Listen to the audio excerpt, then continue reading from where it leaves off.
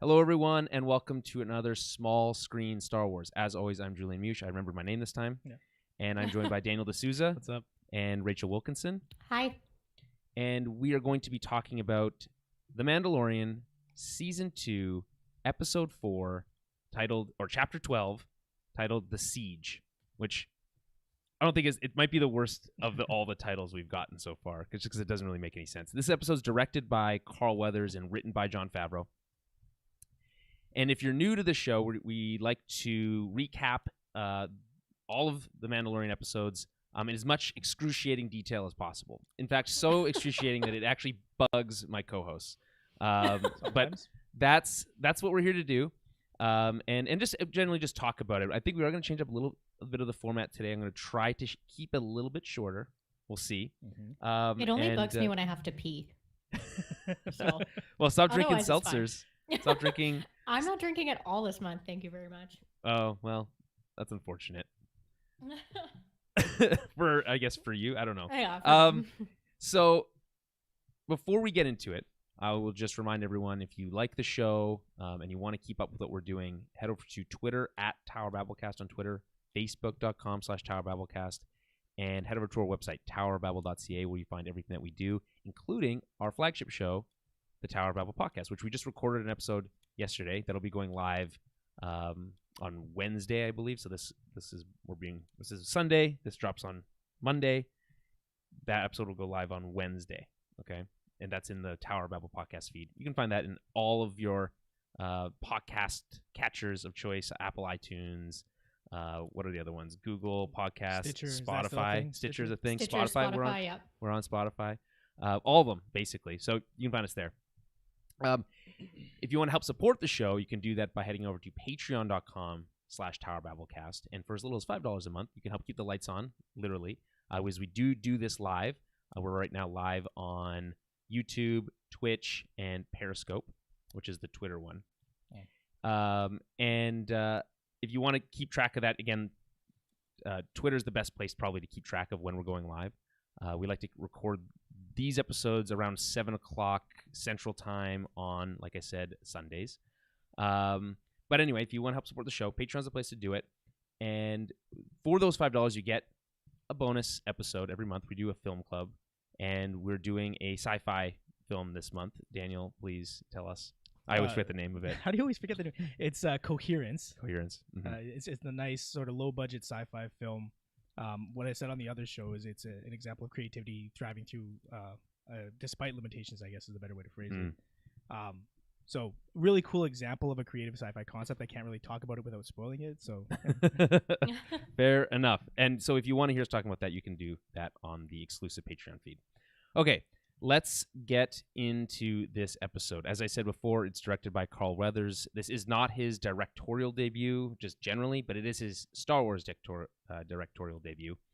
This is, again, written by Jon Favreau. He's written every episode so far this season. I'm not sure about next week. There's a lot of rumors around what next week's episode is going to be titled. People are saying it's called The Jedi. We don't know yet. Rumors are that it's written by Dave Filoni and directed by Dave Filoni. Those are likely to be true, but we're going to find out, obviously, next week. This episode starts in space, but before we start talking about all the specific details, I want to flip the script a little bit and ask you what you guys thought, overall thoughts of this episode were before we get into the details, and then we can kind of maybe expound on some of those specifics as we go through the actual episode. So, Dan, what did you think of this episode?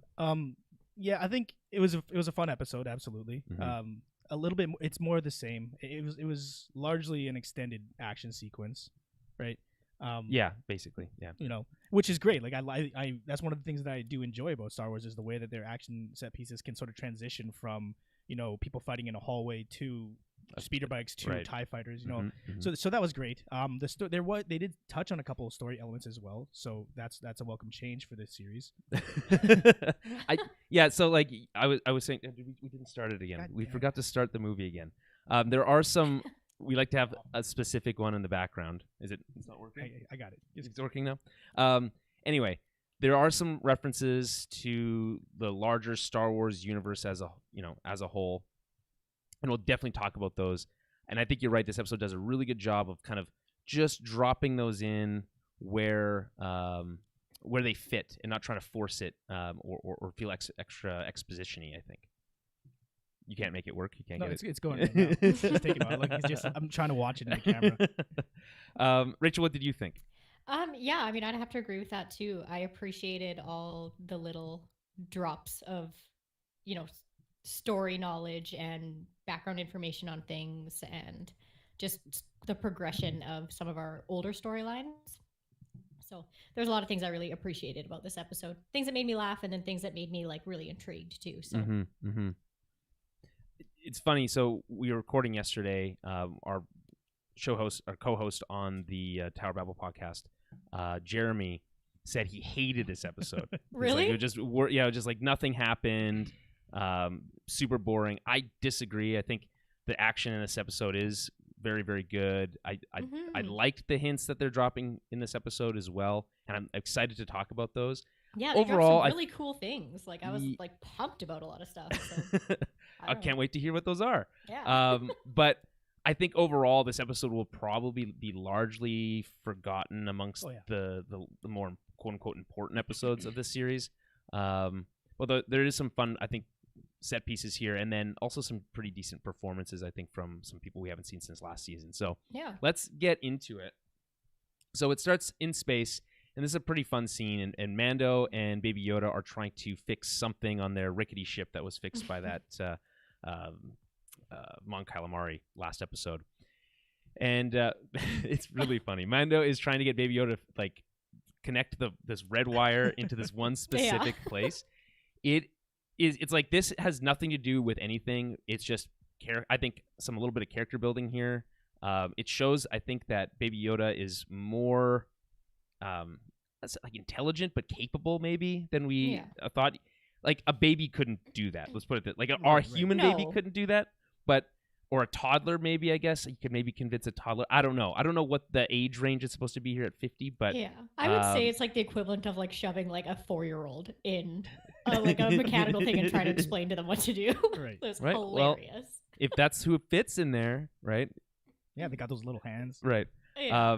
What did you guys think of this? I mean, again, nothing really happens here, but there's a funny, like, Baby Yoda shocks himself. Yeah. I think it's pretty clear that you have two different actors portraying the Mandalorian, Din Djarin, and you actually have the actual voice actor here. It seems like there's a bit of a disconnect in like what they're saying and what's actually happening. But other than that, I thought this was great. Brilliant stuff. I adored it. Yeah. Again, I really get that like dad feel from the Mandalorian. Like he's kind of frustrated, when your dad tries to like teach you how to do something when you're young, and they're like kind of annoyed with you, but they're trying to be really like patient at the same time. Like, oh God, you're so stupid, but I can't call you exactly. Like I love you, but like just do it right. Right. Like if they could, they just be like, just give me it. Like right. How would you fix that? I guess you'd need some sort of, I don't know. That's probably a droid's job. Right. A droid, yep. One of those little right. droid guys. But they take a break. They have like a little snack break, and they decide that they're not going to make it to Corvus in the shape that the ship is in. So they're going to go back to Navarro to get some repairs. Okay. So we head to Navarro, and the first shot we see is actually in the Mandalorian covert, and we have this outline of where that mythosaur crest was hanging above the forge, and now it's just the outline. The actual crest is gone, and we have instead 4 Aqualish. These are like the spider, like they're kind of like spiders. They've got like spider faces. They're from the bad guy in episode 4 from the cantina, right? Yeah. Hondo Baba, I think. Is that his name? Yeah. I don't know his name. Yeah. Anyway, so he's the one who's like my friend here, whatever. Yeah, him. Anyway, so they're getting ready to eat some sort of space weasel. They hear a sound and they're jumped. Well, what would you call it? Sorry, I just know that made me laugh. No, it is. I thought it looked more like a meerkat, but like space weasel works too. It's more of a space ferret, maybe. Right. Yeah, space ferret. Oh, yeah, ferret. Space stoat. Either way, they're gross looking.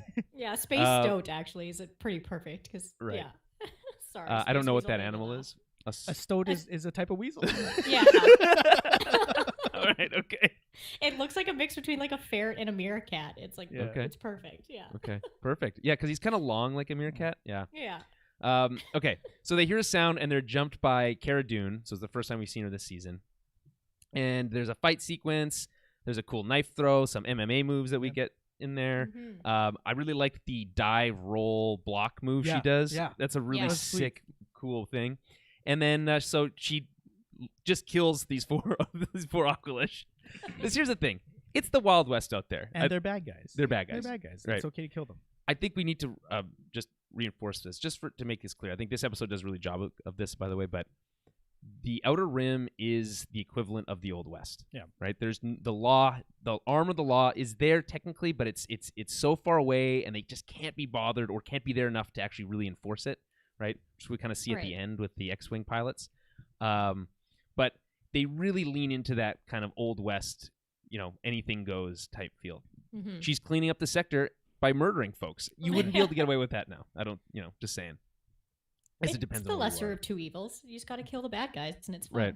Yeah. Yeah. As long as the bad guys are clearly... Everyone wear your name tags. And Yeah. That's right. So anyway, she cleans up all the stuff, and the Space Weasel thanks her for saving it. So cute. She mentions that she needs to return everything. So at first, we're not sure what's really going on here, but this is all stolen goods, so we're going to return it to the owners, including just the cash, apparently. Here's another thing I didn't know. They use, looks like pirate booty. Yeah. Any thoughts on this? Again, this is just to kind of, hey, here's Kara. Here's what we know of her. She's a badass fighter. Yada yada. Yeah. Anything else to add? yeah, I mean, I appreciate the choreography aspect of it, that they're actually incorporating MMA into it. Yeah. Definitely. Not sure that should be a Rebel Trooper's skill set or not. I don't know how that works in Star Wars. Right. But I thought it was a cool addition to the show, at least. For sure. She's a rebel. She's a drop shock trooper. I'm sure hand-to-hand combat comes into play at some point. for Yeah. them. Yeah. From So- another sorry, I have one more thing to add real sure. quick. It's Yeah. I do just really appreciate being as a female. Star Wars and popular culture does have a habit of using like when they do use strong females, it's great, but they're always a size 2. And I really appreciate having another body type female being strong and being badass and just being great and being represented. I think that's really important, and I really appreciate them including that and doing that and having real looking women in the show. So I appreciate that a lot. That is fair and not something I don't think Dan or I would have Yeah, noticed it's a good thing necessarily. you're on the podcast. Yeah. And also, you don't have to apologize for adding comments to the episode where this is literally the only reason we're here. So Yeah. No, it's nice to see. It's oh man, she's so cool. I look at her and I'm yes, that's a really good representation of a nice, strong, badass woman. I really But, dig her little cheek tattoo. I know Me they too. mentioned it last season, but I just think I don't know if they made it a little bit bigger. They might have made it just a smidge bigger in this episode, just to make it a little bit more clear. But I just think that's a cool little touch. Yeah. I just Okay. think she's super cool. And I'm happy to see her again. So Good. Yeah, I think Jeremy's take was that she's a bad actress, and What? I don't necessarily agree with that. I don't agree with that at all. I think she's fine considering she's not a trained she wasn't a trained actress. Right, Right.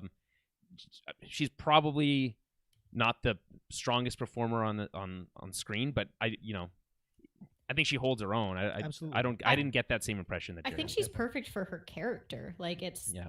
I don't know. I've never seen any flaws in how her character is being portrayed in the acting, but Absolutely, and it's not like I think she has the kind of the freedom of this is her character. It didn't exist until she created it. Right. So whatever she brings to it is true to the character because she invented the character. Fair You know enough. what you know what I mean, or More or less, it's yeah. not invented it, but brought She's life to it. embodying the Yeah. character. So Mhm. I don't know if you can really give her a hard time for that. And again, I didn't see that, but I have seen that thrown around there before that she's not a very good actress. I don't necessarily agree.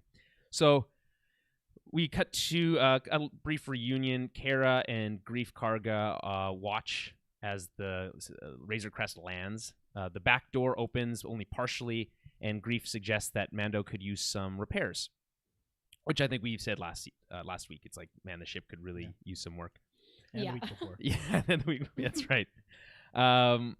So there's a line here where Grief calls Kara the Marshal. Dan, you thought this episode was called The Marshal, Yeah. which is actually the name of the first episode of the season. But it sounds like she's kind of just taken it upon herself to uphold the law quote unquote, whatever the law is, Right. on on this planet. So, what do you guys think of that? Does that kind of fit her kind of what we saw of her from last season, in your opinion? Rachel? I'd say so. Like, yeah, it looks like they're just trying to clean up the planet a little bit. Like, so it makes sense that she would go into that role because she does have a little bit of like military background. Grief gets his guys to start fixing the ship, and as Grief says hi to Baby Yoda, we get a lingering shot of one of the mechanics as our heroes walk away. Now, I'm sure there's a name for that species. I don't know what it is. No idea. That's the first time I've seen that one. That one, there's one of them in Star Wars Squadrons as one of the rebel pilots. There's whatever that species is. I don't know. But anyway, it's not the first time we've seen them. And there's that lingering shot. You're going to want to remember that for later. Yada, yada, yada. Grief says he's swamped with clerical work. You got to remember that Grief is a quote-unquote disgraced magistrate, according to Moff Gideon from last season. Right. So he's kind of like he's kind of just used to this stuff. And Kara has, like I said, apparently been busy cleaning up the town. Mando mentions that he had a run-in with the New Republic. Grief suggests that they should leave the Outer Rim alone. And as they're walking into what was the old cantina, you'll notice up there in the background there's a statue of IG-11. Oh yeah? Yeah. I didn't notice that at all. I didn't like notice a that. full-on, like, larger-than-life statue of IG-11, who I guess everyone assumes, rightly so, that droid saved everyone's life. Existence for them. Yeah. Yeah. I didn't even notice that. I mean, I think it's pretty funny. That's great. It's like super heroic too. He's like standing, like holding a blaster and everything. It's funny. That's awesome. So I guess this is super quick stuff, and it's mostly just like introductions again or reintroductions. But this line about like leaving the Outer Rim alone, if the Imperials couldn't conquer it or whatever, then they shouldn't even bother. You do get the impression, I think, or at least I did anyway, that Grief is a little bit in it for himself a little bit here. Oh yeah, right? He's a profiteer. Yeah, so it's like, sure, he's the quote unquote magistrate. He's taken it upon himself to lead the whole planet, and he would prefer less oversight, I think. Yeah, exactly. Right. Yeah, that's a good way to put it.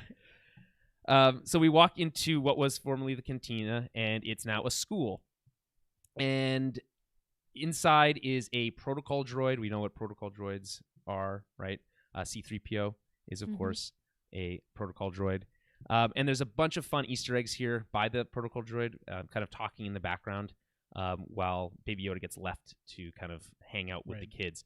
So there's reference to the 5 major trade routes in the galaxy. This is important because Episode 1 is literally all about taxing trade routes. Finally comes full circle. Right?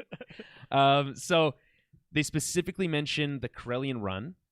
Corellia is Han's homeworld, and which we see in Solo.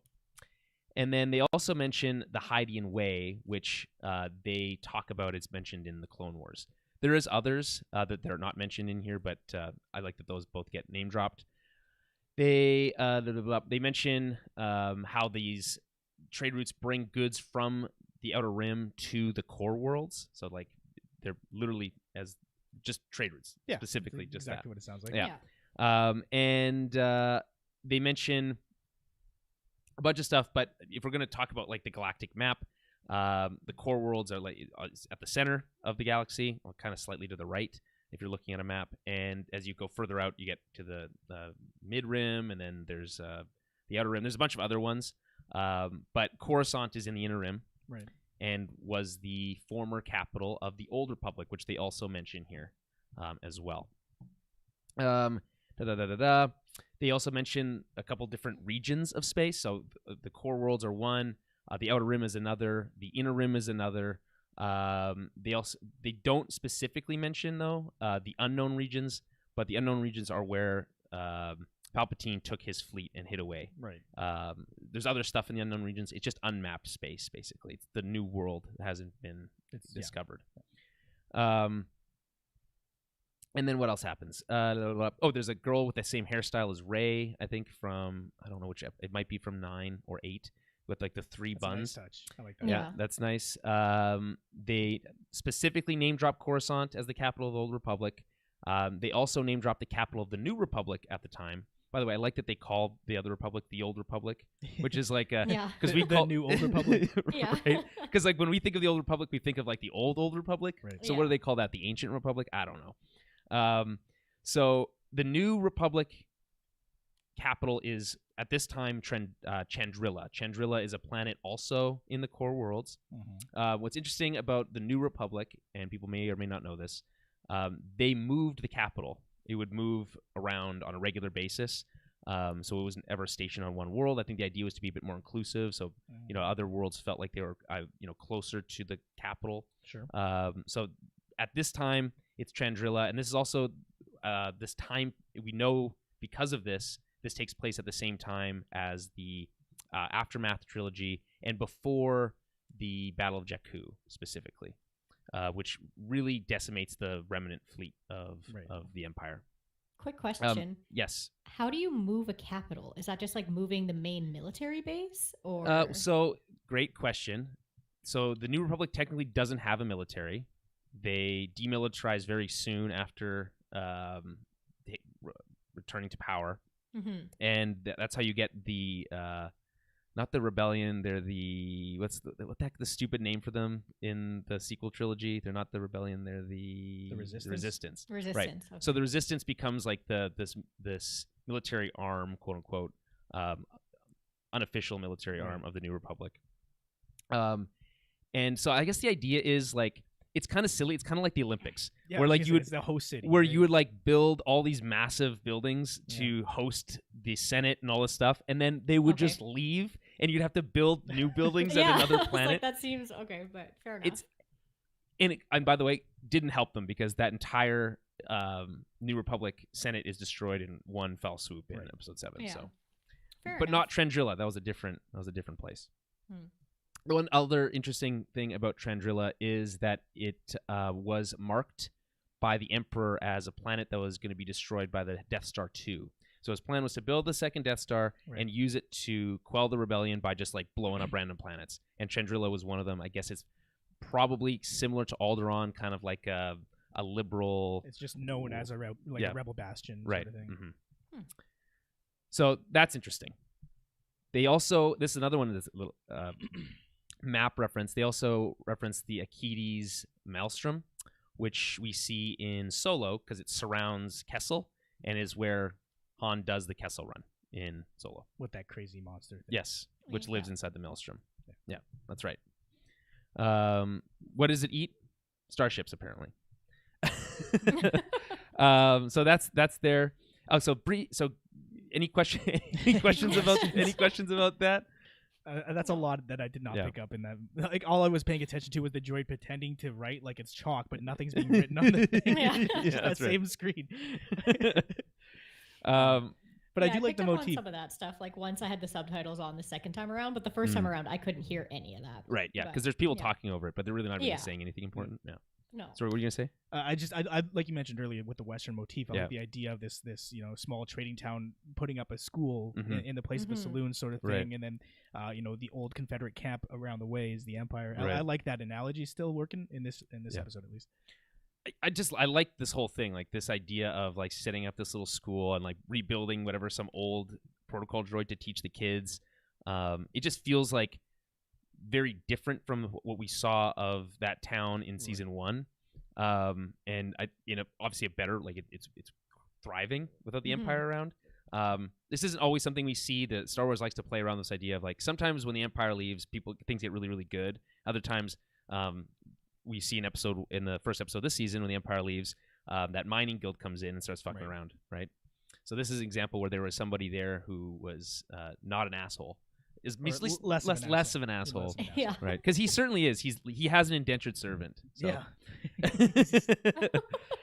Okay, so Greef leaves Baby Yoda at the school, saying he needs to talk business with Mando. While the teacher is talking about all the Easter eggs, Baby Yoda gets jealous of a kid's macaroons and uses the Force to steal them. Is it macaroons or macarons? I think those are macarons. Okay. Macaroon is something different. Yeah, it's like a little candy kind of chocolate thing. Yeah, it's kind of like a chocolate. Yeah. Okay, I wasn't sure.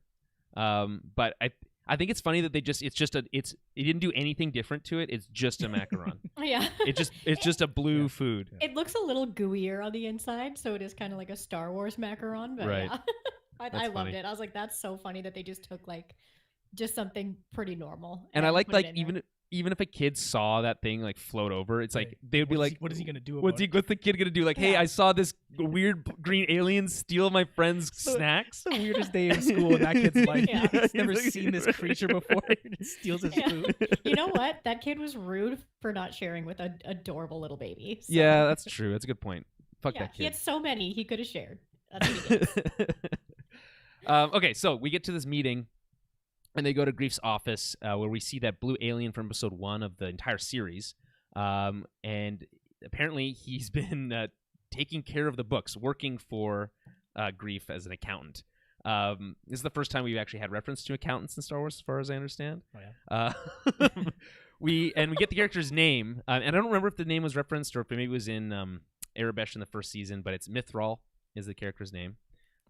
Cool name. Dan, does this have any like significance from like a literary standpoint? No. Okay, cool. I just did a quick check, but I wasn't sure.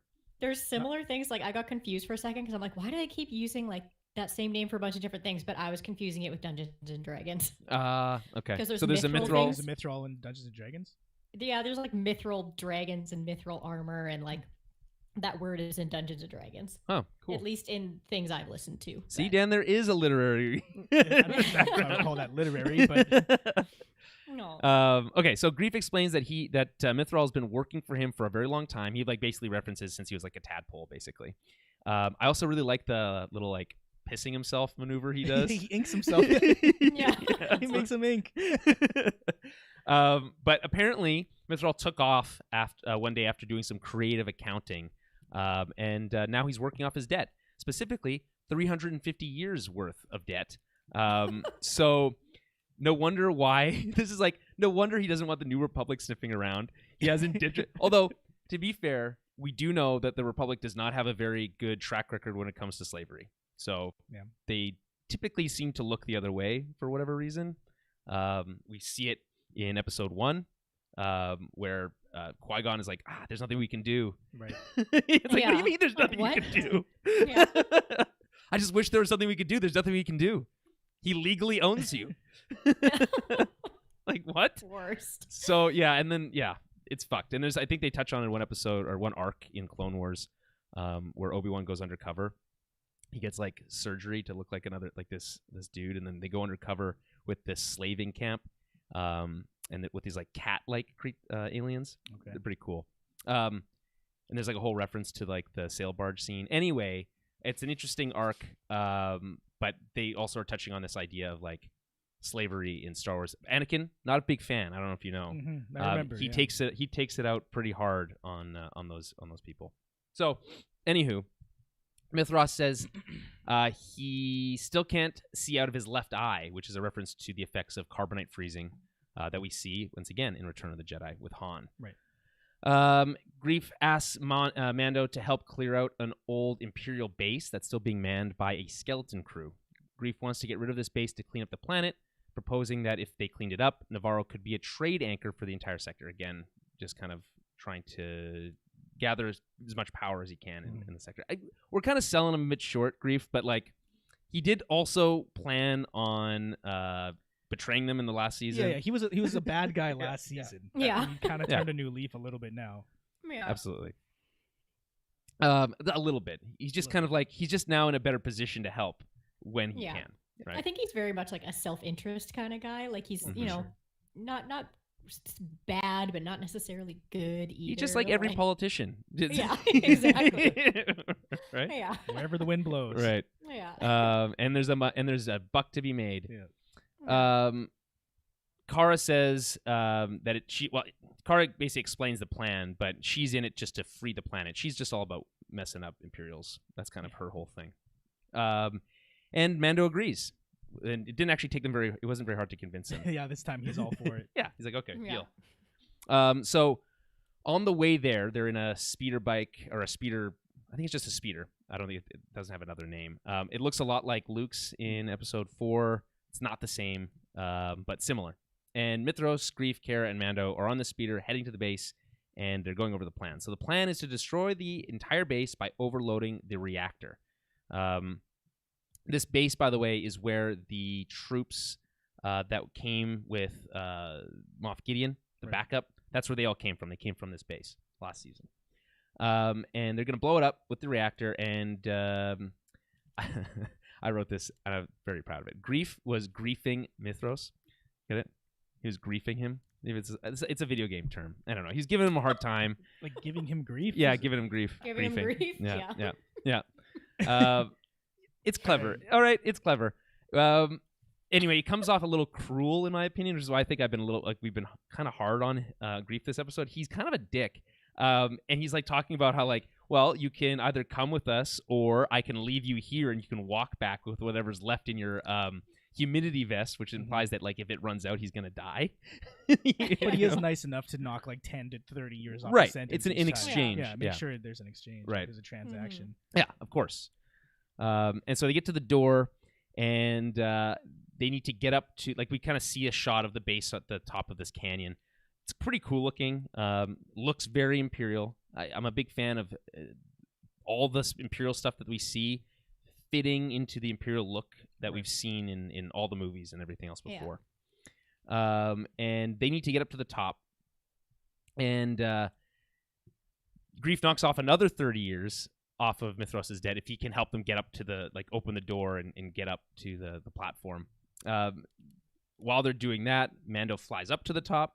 One of my favorite things about this design of this base is that it has that landing platform that extends. Every Imperial base needs to have an extended landing platform over some sort of tall or really high up thing. Yeah. Just so that stormtroopers can fall off of it. Yeah, I was going to say, where else are you going to throw stormtroopers off of? Like, I don't know. I don't think you can name a single base that doesn't have one of those. I literally, it's like very important in Star Wars that there's a landing platform with no guardrails extended out and over they make a pit. Point of actually touching on that in this episode. They no do. guardrails things. So while Mithros is like trying to fix the door, he's like using a tool that's apparently designed for plumbing, which I think is also very funny because all the tools look the same. I guess so are our tools. Like a tool for plumbing could be a tool for something else, but whatever. We see a stormtrooper fall off this, or get dropped off, more likely, this platform. And Mando opens the door and they go up. I do also like, in terms of references here, they talk about how the controls not working because they're not lava proof. And also that this concept of the lava tide, which is pretty cool. But also, I think it technically makes sense, but I don't, Sure, it makes sense. Yeah. There's just a moon or other celestial body that creates a tide, I suppose, with lava. I don't know. Yeah, it's best not to like think about that one. Almost like a volcano eruption, but like more, I guess, I don't know. It just so happens that that's how this planet works. Yeah. I mean, I don't know. If you can fight in like a fiery lava over a fiery lava river, I think this makes just as much sense. Well, they have to open the lava dam so many times per day. And then we also get another Dang Ferrick swear, this time by Cara Dune. They're really leaning into that just to drive it home this season. It's not a kid's show. No, it's not. Fuck that kid. Okay, in the base, Mando gives Grief shit for bad intel. This is the first of twice that this happens. There are more troops than he expected. Mithros comments on a Trexler Marauder, which is like a type of speeder very similar to the troop transport we see from last season. Right. It's essentially a space minivan with a gun turret on the roof. It's like a space APC. Yeah.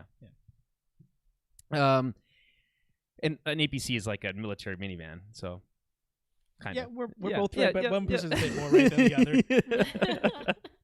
So we cut to an Imperial officer who's watching security footage and gets ambushed by the crew. This is a very this like control room is again very classic Imperial look. These triangular windows, all this stuff.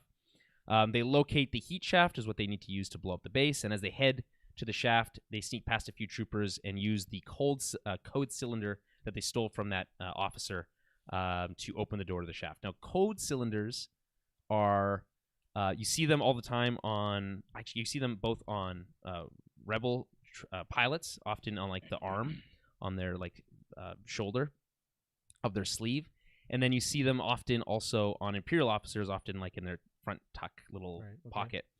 They are essentially access cards. That's what they are. They open doors and unlock stuff. And they've been around since the very first movie. And there's also another quick mention here, and I just want to explain it. So Mando tells Mithros to slice the door. Slice means hack in Star Wars, just for those who aren't maybe aware. DJ from The Last Jedi was a slicer, a code breaker. DJ. Benicio del Toro's character. Oh, that guy. Yeah. One of my favorite Star Wars characters of all time. We're not going to get into it. We're not going to get into it. In fact, there's maybe not of all time. I like him. I actually wrote a whole piece about why he's a better character than people give him credit for. Because he represents the gray in Star Wars, which I think is always interesting. Okay, so we get to the heat shaft. Mithros is told to drain the coolant lines while the rest watch the doors. There's, like you mentioned, there's reference to no guardrails. It is a stupid design when you think about it. I always presumed that meant that a droid was doing it, right? They just wouldn't be an like anything with any form of life doing it. But in this episode, at least, there's a stormtrooper that just feels like he takes initiative to go walk out there. So I don't know how it works. We've never seen a droid out there. I just assumed that's the reason that there wouldn't be rails. I guess he's like, there's no guardrails. They actually there's that joke in the Family Guy Star Wars things too. He's like, you know what? He's like, you want this? You want like more vacation time? You know what I want? Just want a guardrail. Yeah. It's those dudes on the Death Star. Who are in the worst spot too because they're right next to a giant laser beam. That's good. Oh, that's good stuff. I just think it's so stupid, but it's why I like Star Wars. So he does his job. He turns off whatever he needs to turn off, the coolant. The lava starts to bubble. It kind of looks bad, actually. The lava looks kind of shitty. The CG wasn't great. I don't know. You actually didn't even need that. You didn't even need the shot of the lava. You could have you didn't even need it at all. And then we hear that apparently it's going to take about 10 minutes for the platform to explode. And as they start sneaking out, we hear that the troopers are going to call for reinforcements. But I'm not sure where they're calling for reinforcements from. Yeah, isn't that the base where the reinforcements come from? Right, and unless they're like calling out to the fleet for reinforcements, maybe. Well, I mean, it's a large base too. Maybe there were just other people in other sections. Right, maybe. Any thoughts on this kind of first bit before we get to the interesting stuff? No, it's like you said. There's a bunch of and Star Wars is full of this. Just references to other Star Wars stuff. Other Star Wars stuff. There's references to Episode 4 most of this episode, right? And it's enjoyable. It works this time. Because it's maybe because it's all kind of true to the story. These things you need to do to make this thing explode, and they don't feel forced. It makes perfect sense within the Star Wars universe.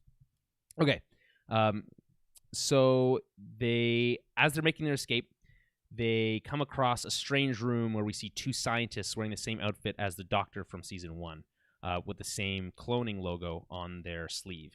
And they're purging the drives, is what they say, trying to hide something. The crew take out the scientists. They shoot them as they attempt to destroy the computers. The crew finds tanks with blue liquid with some type of gross creature inside of it. Now, here's where the reason I wanted to put The Last Jedi up behind us, we never got that working, is because this, I think, is the first direct reference to the sequel series, and I'm pretty sure that these are like early versions of a cloned version of Snoke. Yeah. That's what I thought too, yeah. There is apparently a very slow and easy to miss musical cue to Snoke that plays when they look at the creatures. I don't think that's accidental. So that's interesting. I think it's fairly obvious that that's what it's supposed to be, but they're not going to, no one knows what a Snoke is at this point, so it doesn't matter. So I think that is interesting here. Now, here's the thing, though. This creates a giant question mark around the show and around Baby Yoda specifically that we need to touch on. But let me finish recapping here what actually happens. So, Kara also calls out Grief for bad intel, saying that this isn't a military operation, it's a lab, and she wants to figure out what's going on. So Mithros activates a holo transmission to Moff Gideon from the same doctor as the last season, Dr. Pershing. So I'll just read out what he says. So replicated the results of subsequent trials, which also resulted in catastrophic failure. There were promising effects for an entire fortnight, but then sadly, the body rejected the blood. I highly doubt we'll find a donor with a higher M count, though. I recommend that we suspend all experimentation. I fear that the volunteer will meet the same regrettable fate if we proceed with the transfusion. Unfortunately, we have exhausted our initial supply of blood. The child is small, and I was only able to harvest a limited amount without killing him. If these experiments are to continue, as requested, we would again require access to the donor. I will not disappoint you again, Moff Gideon. So, a couple of things here. I think the biggest one being the reference to the M count. I think this is obviously a direct reference to midichlorians. Sure. Oh, of course it is. Yeah. Yeah. So there's a couple things here. We know that clones in and of themselves are not force sensitive. They don't have midichlorians. This has been explored in other parts of Star Wars. So now, is that specific to the only clones that have existed? Like that's the only, up to this point, Right. we know that clones don't have midichlorians. But is that what I'm asking? Is that just a byproduct of them having been cloned from Jango Fett and not from somebody who is force sensitive? That's a great question. I don't know. Okay. Yeah, my I was gonna say understanding the of same it thing. is that, because there's other types of clones. Those are the clones that we're familiar with, but Right. there's other types of clones out there. And there was a cloning program by the Imperials that they had one. So who knows what they were making? Yeah. And they specifically mentioned strand casts in last season. I think this is a great example of what a strand cast is. We know that Snoke was a test tube baby. He was created by Palpatine as a puppet. But we also know that Snoke was force sensitive, right? Right. And this is where it's tricky. So we could either assume that Snoke was itself force sensitive and had some type of free will, and there's like a line from one of the novelizations of the movies where it says that it did have some type of free will, but it was basically just a sleeve for Palpatine. Right. And so we can either assume that Snoke had some sort of autonomy and was force sensitive, or was entirely controlled by Palpatine, and that's where that force sensitivity comes from. Think of, again, that throne room scene where he's like holding Rey up in the air and Sure. all this crazy shit, right? Right. So if we assume that this program eventually succeeds and they find a way to clone Snoke and make it force sensitive, does that mean that Baby Yoda has to die? It's hard to say. Yeah. There's a lot of variables to that. Go ahead, Rachel. I was just gonna say, I mean, like, yeah, it sounds like they're trying to find another host body or another thing that can handle these midichlorians because it's not working yet. So, I mean, yeah, either they get more of his DNA or blood, I guess, or they find another source. But I think the most interesting part of that quote, though, is the volunteer. Aspect of it. Right? Who's the volunteer? There's somebody that they're, I assume, well, harvesting tissue from or something like that, right? Either that volunteer might be used as a kind of a loose term, right? Right, but it means that there's another subject aside from Baby Yoda. Right. It says, okay, yeah, so what is this? Somebody. Yeah. The volunteer will meet the same regrettable fate if we proceed with the transfusion. So they're saying that if they continue to harvest from the volunteer is going to die. Is that what they're saying? No. I think it means that, like, so they're taking the Baby Yoda's blood and putting into like these other host bodies, probably by force, not by volunteer means, and they kept dying. So they're saying if we do this, take the baby's blood and put it in the volunteer, they'll probably die too. Like they're going to get the same fate as all these experiments. But they're also out of the blood. They're out of it too. Baby Yoda had. Yeah. So it just begs the question who the volunteer is, because it's somebody that they're treating differently than their other test subjects. Somebody who's there by choice. For what purpose? Maybe. Right? And it's clearly not Palpatine. They wouldn't refer to Palpatine as the volunteer. Right. So, well, unless it was kind of like the Palpatine's body was kind of. I guess they're still keeping it a secret. Keeping it a secret, Mm-hmm. yeah. Or they're just not given full information, right? We also know that this is so stupid. That Rey's father is also a clone of Palpatine. So that's also weird. But episode 9 is so stupid. Like all the stuff that you have to like build into the show because of that movie now, it's like fuck. But there's a lot going on here. I'm really interested to see obviously how much does Moff Gideon know? I think he probably knows a lot more than I think we think he might know. Like he may specifically know that this program is designed to resurrect Palpatine. Like he might have that information. I feel like if anybody does, it's him. Yeah. All right. But you're right. Like, who is this volunteer you mentioned before? Is it like is it another Jedi, like another force sensitive being that they've kind of quote unquote captured, or who knows? That's fascinating. But I think the coolest part is this direct reference to the M count, and not specifically calling it midichlorians because that word is dumb. Well, it's a way to retcon metachlorine into something that sounds a little bit cooler. Yeah. M count. Yeah. But still in the thing. So it turns out again, you need these tiny bacteria in your body to be force sensitive. That's still important. So not everyone can be force sensitive, even though everyone has them except for clones. So, are you keeping up? But Yes. if everybody has them, wouldn't Jango Fett have had them? Right, but maybe not enough. Right, because the whole thing that Anakin has the most, right? Yeah. Yeah, you know. Yeah, it's best not to think about that too hard. Okay. So Mando is shocked to find out that Moff Gideon is alive, and he kind of puts the pieces together. And he's like, "Shit! If he's alive, that means that he's still probably after Baby Yoda. So I better get the hell out of here." The recording was only 3 days old. After hearing the news, Mando says he needs to get back to Baby Yoda. Cara tells him to jet back, and they'll meet there. The classic split up move, which is another thing you see in Star Wars happen a lot. As they make their escape, there's a bit of a snafu with a member of the crew. So this is actually pretty funny. So they have a Game of Thrones moment in this episode. You know, the cup in Game of Thrones, that Starbucks cup? Yeah. So in one of the shots with Greef and Cara fighting stormtroopers, there's a dude standing off to the side, just in frame, who's wearing like t-shirt and jeans. That's and funny. That's hilarious. Yeah, Really? it's pretty funny. Yeah.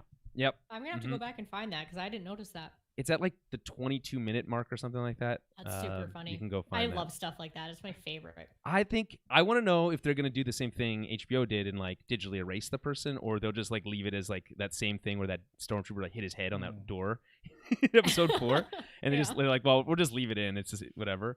Yeah. That one works because at least the guy's still in costume. This is and stormtroopers are characteristically clumsy. Yeah. I think this show, more than any other, is probably easiest to edit them out, right? Yeah, and the way that they shoot the show. It's only 2 frames. It's also amazing that kind of stuff still sneaks through every once in a while. Yeah. Especially with how much effort they put into the visuals of this show. You think that they're going over it with a fine-tooth comb. What's crazy is that they don't catch it, but then someone immediately catches it. Right. It's how do you guys work on this every single day? Someone was putting in the fucking laser beam blaster bolts into that shot for hours, and they never saw this person. I don't know. Honestly, I feel like it's the same way. Even when I'm at work, my coworkers will make posts and stuff for social media, and within 1 second, I'm like, "You guys spelled a bunch of stuff wrong." Everything comes across. Everything. Right. You spelled this entire sentence is wrong. Yeah, everything comes to me for spell checking all the time because no one else pays attention to it. So it's it's just one of those things where it's if you're so focused on something else, you're not really going to notice. Fair enough. Imagine if your job was to go through a show frame by frame to look for that kind of stuff. That was your only job, like a game tester kind of. I would love that job. I'm such a meticulous person that I'd be all over that job. I'd be like, yes, give me that. Right. I can totally do that. Fair enough. I feel like it'd be super boring, but yeah, it sounds. I'm fine with that. Okay. They make their escape. Mando flies out the reactor shaft and does a superhero landing this time. He does the superhero landing as he shoots a trooper, and then the trooper falls down the shaft. And I'm not sure if it's a Wilhelm scream, but it's very similar. It sounds very close, eh? Yeah, it did sound like one.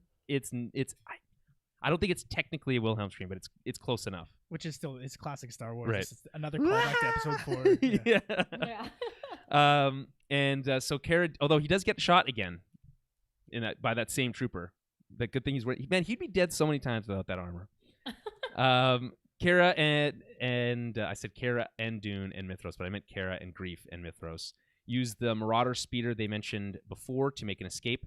They are followed by troopers on speeder bikes as they race through the canyon. So there's some pretty cool shots here, I think, specifically of the speeder crushing the other one, which is pretty funny. Yeah. And also the speeder bikes going down that cliff is really cool, especially that guy who fucks up and kills his other. Another example of stormtroopers being clumsy under no pressure. Shot. Yeah, it looked so good. I'm like, oh, this is a really cool shot, and then one of them just messes up, and I just thought it was so funny. I'm like, oh, but then that's perfect. that one was pretty cool. Who does the little foot slide thing? Yeah, that's pretty cool. Yeah. So he's obviously the best stormtrooper. Yeah, he looks like one of those guys who does that dirt bike racing. Yep. like, that they have here where they're going all the like jumps and stuff. That's what It's it made pretty me think sweet. of. I really like this chase sequence. It's very classic Star Wars. Generally, you have a guy you have a person driving, you have a person on a turret gun. Often, you need some sort of witty repertoire between the person on the turret and the pilot. We have basically all of that stuff. And then at one point, the turret's supposed to break, so that also happens in this. Some crazy targeting computer that doesn't look like it should work. that looks like it's from our 1960s. Yeah, that's true. Yeah, exactly. I like that they're not on CRTs anymore. Like they're flat screen, but they still have like this 80s, 70s like design. It's like what a cool idea. And then there's this one spot where the speeder pilot, this like scout trooper, gets on top of their speeder, and he actually I called those like little things that Mando had thermal detonators from last episode. Right. Those aren't thermal detonators. What this guy has is an actual thermal detonator, much bigger, looks much more like an actual grenade. Yeah, and he really winds up. Yeah, that's right.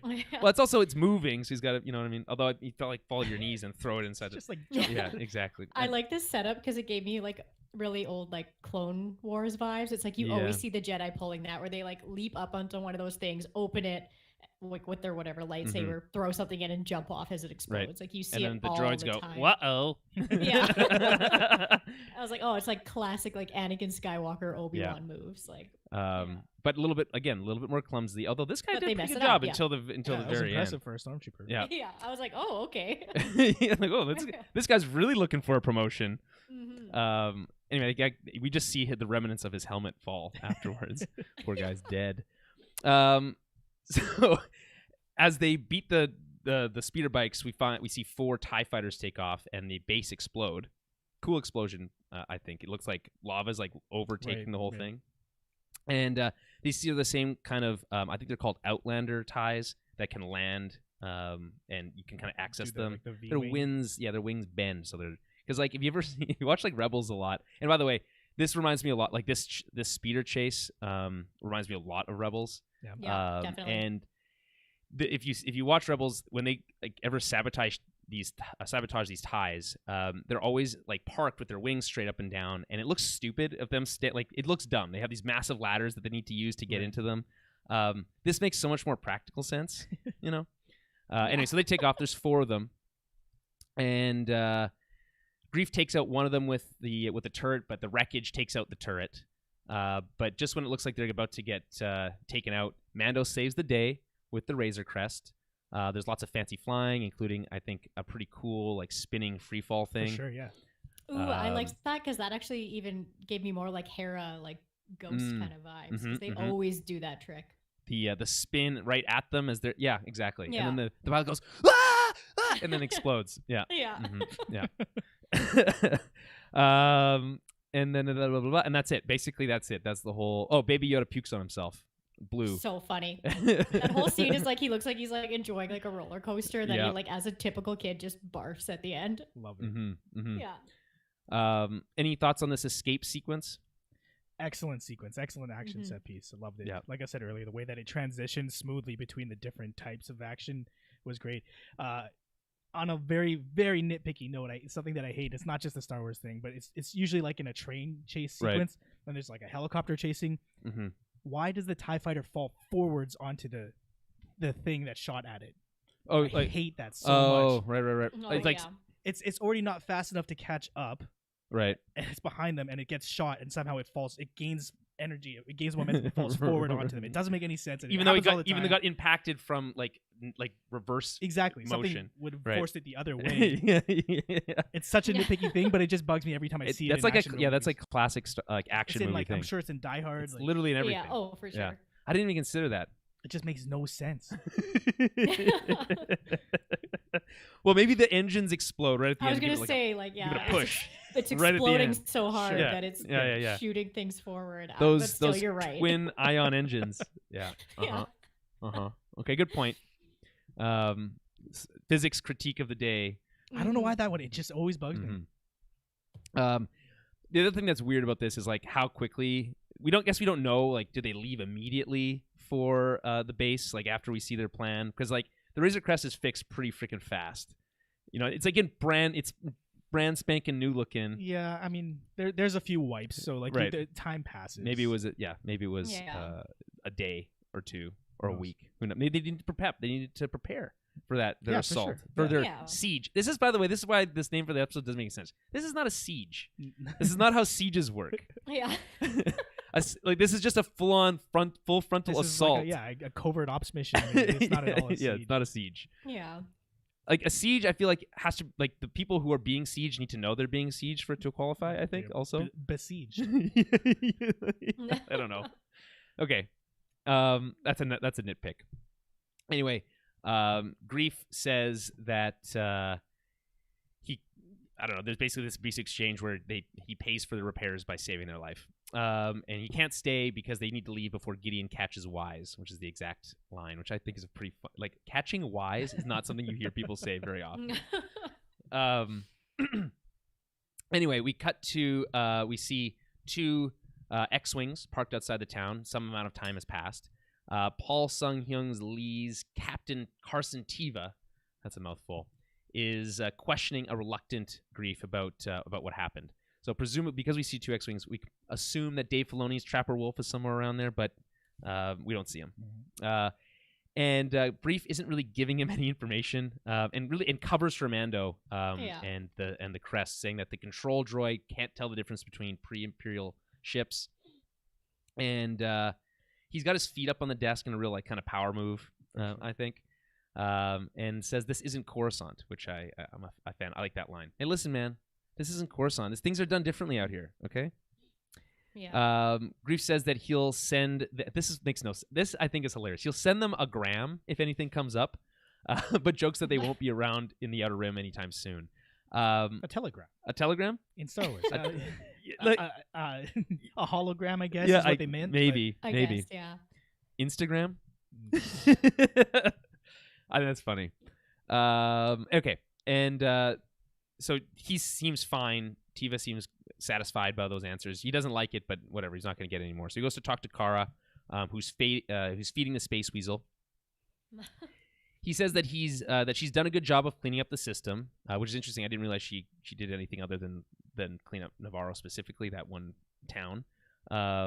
But again, time has passed. They've Right. been busy doing stuff. And I guess like we all like.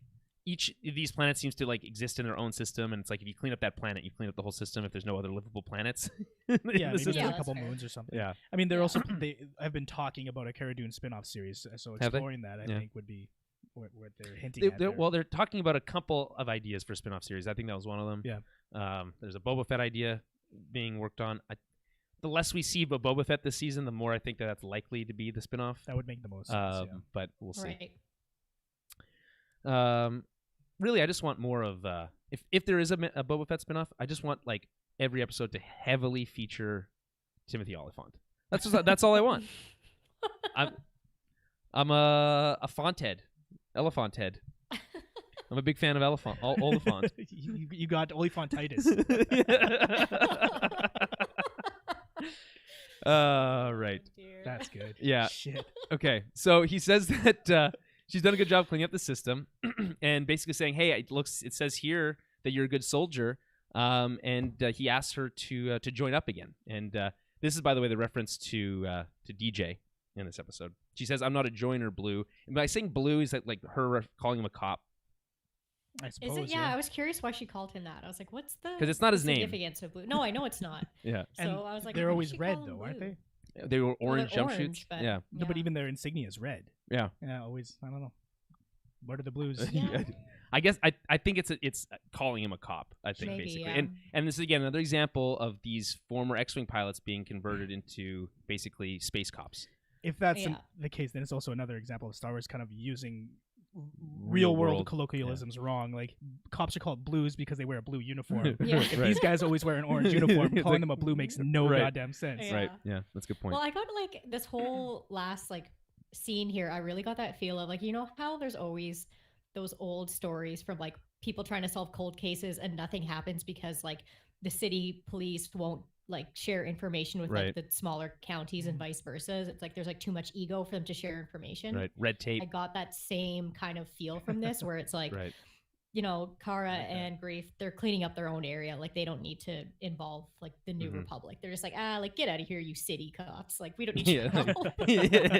Damn feds always messing up the Yeah, exactly. exactly. Like we'll call Yeah. you if we need you. And the other guys Yeah. are like, if you just like told us what was going on, like we want to help. Like there's obviously stuff going down here. But I really like that they keep using the same pilot actually, because it seems like this guy is kind of like he's just been assigned this sector of space.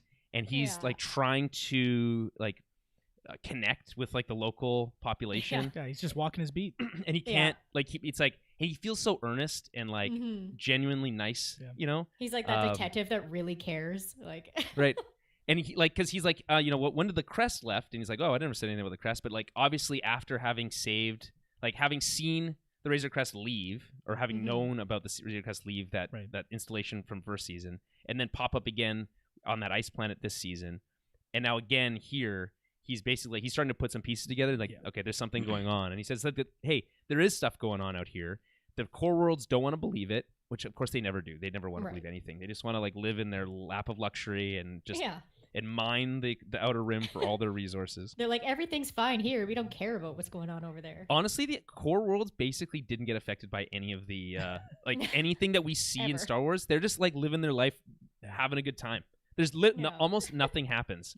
Like Coruscant does kind of fall to shit after the Empire falls, but the rest of the core worlds are kind of fine. Like they're just kind of self-sufficient. Yeah, the bus kind of drives itself. Yeah. So no wonder they don't really believe it, but like he's kind of onto it. So I wonder if this guy will be more reoccurring. And he also mentions that he knows that she's from Alderaan. Ask if she lost anyone. I thought that's a stupid question. I thought that was a dumb question.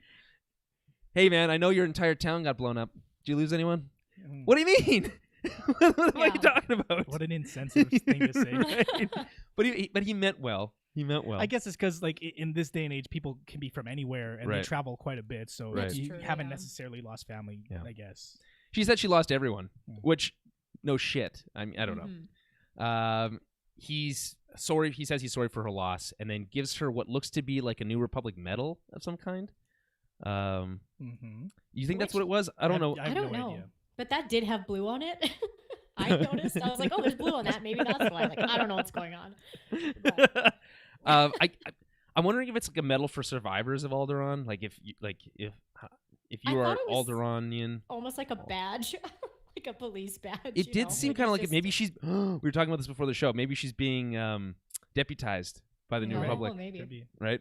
Because anyone can be a marshal apparently if you want to be. If you say you are, then you are. Yeah. As long as you can back it up. I'm the marshal of this place. Right. Then you are. And as long as you can back it up, usually with a blaster. And now she's maybe that's her being deputized. I don't know what the reference to that is. I really don't. Any theories? I didn't look anything up or anything. Yeah. There was nothing to look up.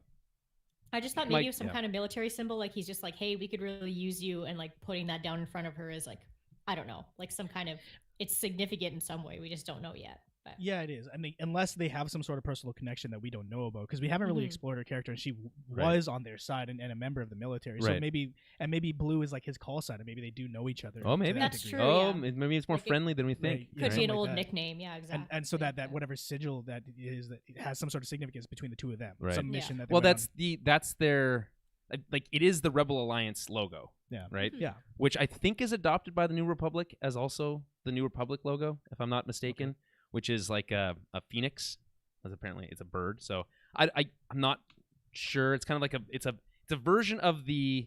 I know what a phoenix is. No. I'm just it's another example of them taking like something from Greek mythology. Well, yeah. They took so if it's in Star Wars, it's the Jedi logo is also reminiscent of that same Rebel Alliance, and then it's kind of converted into what becomes the Rebel Alliance logo, and then I think it once again gets converted into the New Republic logo, just kind of like we see the kind of the Old Republic like gear logo, and then turn into the Imperial logo with like less gears, and then again into the with only 3. Well, it's like a whole bunch of them. It's like extra ones in the new Order or whatever it's called. Okay, so. Kira, there's a long lingering shot here where Kira seems to be very conflicted by this. She says she's not a joiner, but she's seems to be thinking about it a She's lot. Probably going to be joining Yeah. the series. Right. And by the way, the reference to DJ is he says that he's not a joiner. He also tells who the heck is it? Does he tell to not be a joiner? Specifically uses that exact same like phraseology. So It's probably Finn, right? yeah, it's Finn. Yeah. Okay. So we cut to Moff Gideon's ship, and I like this way. That's anytime we can cut to an Imperial ship from underneath, like it's like the first time we saw an Imperial Star Destroyer in Episode 4. Always a fan of this. Do it, yeah. This is not a Star Destroyer, at least from what I can tell. It's got this like cutout in the front. It looks to be a bit smaller than a Star Destroyer, some sort of cruiser of some kind, perhaps. And an officer. By the way, this actor that plays this like comms officer. Familiar. I don't know where I've seen her from before.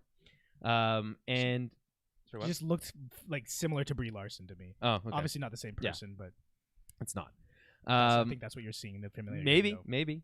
An officer arrives and receives a transmission from the mechanic who we saw with the lingering shot. Again, there's a reason why they did that. Yeah. Dun, dun, dun. Yeah. And telling her that he placed a tracker onto the Razor Crest. And she says, well, you'll be well rewarded in the new era, whatever that is. Whenever the First Order decides that they're going to take over the galaxy and impose a new regime. Yeah. So that's their plan. It's a long game for him. One big long IOU. Don't worry. I'll get you back. We won't forget about you. She goes to tell Moff Gideon, who's standing among a row of dark armored somethings. He asks if Mando still has the asset. Upon hearing that he does, he says that we'll be ready. Also very dun dun dun. Mm-hmm. And then we kind of get this like slow pullback as it's just a very like classic. It also reminds me of Rebels, where we like end on like something with Thrawn or something, where it's like just an Imperial standing amongst something spooky. Something spooky. Right. So, do you guys want to know what these spooky things are? Wait, I think I know. Okay, tell me. Are they dark troopers? They are dark troopers. Tell me about how you know and where you heard that from? I'm interested. I want to know where you heard that from. I was told. Okay. Isn't it from a video game or something though? They are from a video game. Oh, yeah. So they appear in Star Wars. Because you know. I have it written down. I'm cheating. Yeah. They appear in Star Wars Galactic Battlegrounds and Star Wars Empire at War, Forces of Corruption, but they were considered non-canon at the time. They also appear in the Force Unleashed campaign, and which is also now non-canon, right? But was canon for a short time. there was a time where it was considered canon, and it retconned the Dark Troopers of the Battlefront games to be part of Dark Trooper Phase 0 project, because there's 3 phases that are known, in which the Empire transformed clone veterans into cyborgs. So cool. That's pretty cool. So these look like they're more just droids. They're like an advanced battle droid, basically, wearing like a form of like Darth Vader armor, kind of. I got lots of Vader-y feels from that scene. Well, yeah, and Moff is Gideon's wearing like this like Vader like it looks chest super piece Vader-y. thing. It's the boxy thing on the chest. That's what it is. That looks like Vader, little accordion box there. Yeah. I just think it's really cool. So the Dark Trooper, I'm looking at the Wikipedia entry here, are advanced battle droids and infantry exoskeletons that featured heavy plating that resembled the armor of a stormtrooper, powerful weapons, and jump packs for increased flexibility and tactical advantage. Mm-hmm. They're pretty cool looking. The ones that are in this scene look a lot like the Phase 1 version of the Dark Trooper, which is the Phase 1 Dark Trooper was the earliest Dark Trooper and was a little more than a lightsaber-resistant skeleton frame equipped with a vibro sword attached to its right arm and a blast shield on its left. It served primarily as an installation sentry. The Phase 1 Dark Trooper had visible power cords and couplings and were prime weak spots. The prototype of this Super Trooper had a small jump pack for short bursts of speed to increase the velocity of its vibro blades. That's pretty cool. I imagine we'll see it more. Here's what this is. It's 2 things. It's reintroducing something that was non-canon into canon, which I think this show is doing a lot of, and it's really cool the way that they've been doing it. It feels I think it's they're nice picking, to see that. all the fun things that people are like, oh, I wish that was still canon, and kind of like Right. bringing them back. So Yeah, like Thrawn. Thrawn was a great example. People Oh, love he's that so character, cool. and they brought him into Rebels, and he's probably still alive. And I really hope they bring him into live action yeah, because they could have the same guy play him in live action Mhm. under makeup if they wanted. Ooh, The that'd be brother good. of Mads Mikkelsen, really cool, great actor. But they're also what they're doing is giving us fodder for someone with a lightsaber to cut stuff in half. Is my assumption here. You know, we Yeah. don't have battle droids anymore, like the B1, B2 battle No. droids that we've seen from the Clone Wars. These This- things seem like they're going to be like a mix between like a B2 and like a, what are they called? Like the IG droids. Those- like yeah, smart those- like an IG, but big and beefy like a B2. Reminds me of those droids that Grievous always had hanging out with him. You know, those ones with those Yeah. like With the double-sided staffs, staffs. Yeah, vibro Yeah, staffs, whatever. exactly. So I feel like that's like an offshoot of that same technology. Mhm. It is kind, when you think about it, it is kind of weird that the Empire just like abandoned all droid technology when they took over. Like, we guess we don't see it, but what we do see of the Empire does not use that. And like, it seems like it would make sense if you controlled everything, if all the resources, instead of trying to recruit and train people, just pumping out armies worth of droids. All the resources in the world, right? Right. Or in the galaxy. In the galaxy, yeah. So. Well, they used all the resources to build a giant battle station. So, Yeah. and that went well. In fact, they built it twice. Anyway, so my prediction here is that they are going to. Like, this says that they're kind of designed to kind of fight Jedi in a way. They have a lightsaber resistant shielding. They've got a vibroblade. They've got like a blast shield that you could presumably also stops the lightsaber. So if we are introduced to Ahsoka next episode, which we're all kind of assuming we are, and these droids make an appearance, I don't know if it'll be this episode or next episode, but somewhere in the next 4 episodes, or I guess 3, 5, 6, 7, 8, 4 episodes. Right. We're gonna Sorry, sorry counting guys. is hard. We know. Yeah, counting is hard. But if they don't appear in those episodes, I'll be shocked if they're not cut in half by several lightsabers, Mhm. white in color, presumably. Hopefully. Yeah. Any thoughts on the dark troopers? Well, it's cool. It also serves as like evening out the playing field. So the Mandalorian has been able to sort of walk through. You mentioned it a couple times in this episode where he just gets shot, keeps walking. Mm-hmm. The stakes are relatively low when he's fighting random bad guys, even stormtroopers, right? So this will be an enemy that's more formidable and will actually challenge him a bit more, and likely to the point where he needs Ahsoka's help. Mm-hmm. I agree with that. It's so fascinating to me. We know that there's a tracker on his ship now, so they're gonna follow him to Ahsoka's location.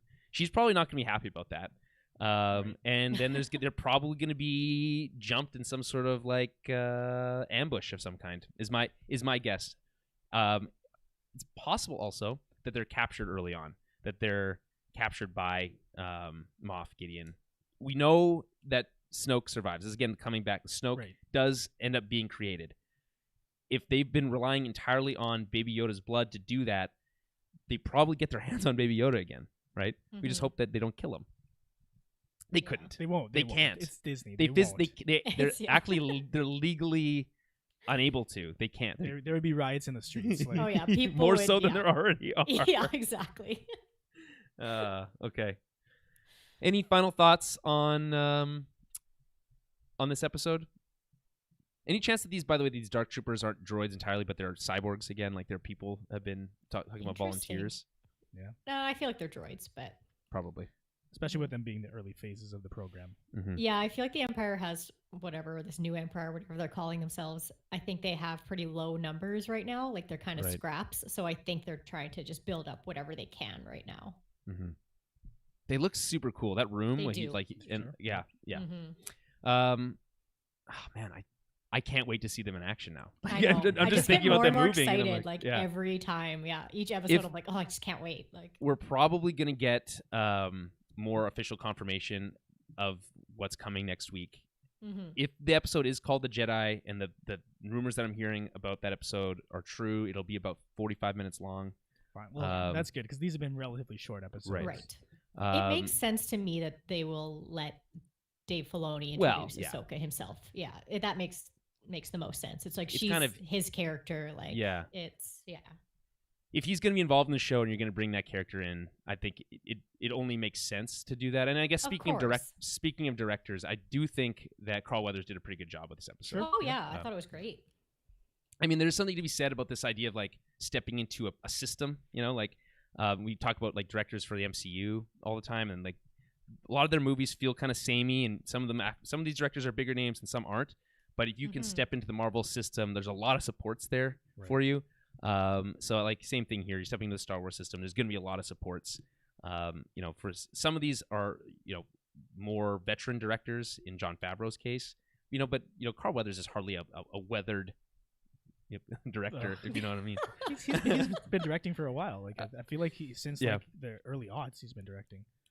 Yes, but he's hardly like taken on like big projects like full feature films that we're familiar with. So anyway, I thought you did a great job. And it's gonna be. I'm just so fascinated about what's happening next week. Like me too. I literally can't wait. I'm so excited. Like I was thinking about like maybe I was planning on maybe going out to my cabin for like a couple days, Thursday, Friday for American Thanksgiving, and just working from there. But knowing that this episode comes out on Friday, I don't know if I can do that. Like I don't know if I can do it. Yeah, you have terrible Wi-Fi out there. Yeah, it's not good. It's not bad. Good. Yeah, well, there's no Wi-Fi. It's so bad there is none. Yeah, it's not good. It's which makes working out there challenging, but we'll see. Anyway, I feel like you're just gonna see way too many spoilers if you don't basically watch this episode by like Friday. I know. So. I need to watch it. Like I typically watch it over my lunch break on Fridays because I can't wait long enough. Like, I can't stay up late enough on Thursday nights to watch. Oh my god, 3 a.m. Are you crazy? I can't. Yeah. It doesn't make. I've been saying this. I've been saying this for a while now, but they should really premiere. If they wanted it to premiere on Fridays, they should premiere it on Friday nights. Yeah. I don't know why they don't do it at like 7 p.m. on Fridays or something. Yeah. Or if you want it to be Thursdays, then do it Thursday nights, not like the middle of the dead of night. Literally the middle of the night, Even, I guess if you're on the West Coast, it's only midnight for you. But that's true. But that's still pretty freaking late for a lot of people. I don't understand. Certainly not prime time. Don't they know Star Wars fans are all old and we need to go to bed? Or kids. It's either old people or kids. So it's like you gotta neither of those groups are up at midnight. We all have bedtime. Never mind if you're on the East Coast, 4 a.m. Jesus. Yeah. I basically don't look at my phone at all on Fridays until I watch the episode because I don't want to scroll and see anything. So. There seems to be kind of like an agreed upon. We're not really going to spoil anything until Mondays thing. Yeah, that people that's are true. Following, but most accounts. There's a lot of shitty people on the internet. It's better safe than sorry. sorry. So our advice to you is to watch it as early as possible on Friday to avoid spoilers. Yes. If you can't watch it early on Friday, don't go on the internet. If you can avoid that. And we're going to spoil it on Sundays if you haven't watched it yet. That's right. We're going to spoil it. But it releases Mondays. Yes, but the episode releases Monday. But you can watch it live, and you can also find the pre-recorded live version on YouTube. Yeah. So I'm very excited. I expect that one to be a very long episode. Right. Or maybe it won't. Maybe Ahsoka only appears at the end, and it's like, that sucked. It does feel like this episode was one of those, like, it's a shorter sort of like the analogy that I've used in the other podcast is the deep breath before the plunge from Lord of the Rings, right? So like next episode's going to be a meatier one because this was a smaller, sort of lighter one. Yeah, but it was like, it was still an action episode. Like, it didn't feel as quiet as some of those quieter episodes in Game of Thrones did, Yeah. But the show's never really had that. Yeah, it's different. Yeah. No, this episode didn't feel like a filler episode or like irrelevant. Like it felt like it had enough little things that they're like to tell you that we're getting to the good stuff. Like it gave you just enough stuff to think about until the next episode. So. Mm-hmm. Well, on that note, I think we can wrap it up there. Again, I've kind of mentioned all the places you can find us, but Twitter is one of the best places, at Tower Babblecast on Twitter, facebook.com/Tower Babblecast, and towerofbabble.ca to find everything we do, and patreon.com/Tower Babblecast to help support the show. We will be back next week, like I said, with I want to say The Jedi. We don't know what's called that yet, but we do know for sure it's Chapter 13. So we'll be back with Chapter 13 of The Mandalorian next week, and we'll talk to you then. So I didn't...